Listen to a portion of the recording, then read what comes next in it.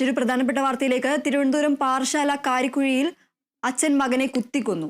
കുന്നുമല സ്വദേശി മനോജാണ് കൊല്ലപ്പെട്ടത്. കുടുംബ വഴക്കാണ് കൊലയിൽ കലാശിച്ചത് എന്നാണ് പ്രാഥമിക വിവരം. വിവരങ്ങളുമായി പ്രദീപ് പാറശാല ചേരുന്നു. പ്രദീപ്, ഈ ഒരു രാവിലെ തന്നെ നമുക്കൊരു സങ്കടകരമായ ഒരു അല്ലെങ്കിൽ ഞെട്ടിക്കുന്ന ഒരു വാർത്തയാണ് പുറത്തു വരുന്നത്. എന്തൊക്കെയാണ് കൂടുതൽ വിശദാംശങ്ങൾ?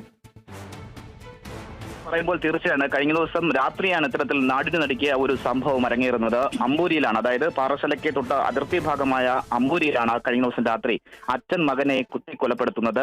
സ്ഥിരമായിട്ട് ഇവിടെ വില്ലനായി വരുന്നത് മദ്യം എന്ന ലഹരി തന്നെയാണ്. ഇരുവരും മദ്യലഹരിയിലുമായിരുന്നുള്ള പ്രാഥമിക വിവരമാണ് നമുക്ക് ലഭിക്കുന്നത്. നിരന്തരമായി ഒരു മദ്യപിക്കുന്ന സമയത്ത് ഇത്തരത്തിൽ വസ്തു തർക്കവുമായി ബന്ധപ്പെട്ടുള്ള വലിയ വാക്കേറ്റം ഉണ്ടാകാറുണ്ട്. കഴിഞ്ഞ ദിവസം ഇത്തരത്തിലൊരു വാക്കേറ്റമാണ് കൊലപാതകത്തിൽ കലാശിച്ചത്.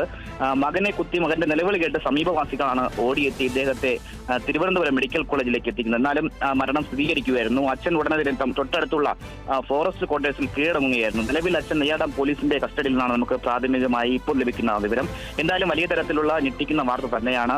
ലഹരി തന്നെയാണ് ഈ ഒരു കൊലപാതകത്തിൽ എത്തിച്ചേർന്നിട്ടുള്ള വിവരമാണ് നമുക്ക് ലഭിക്കുന്നത്.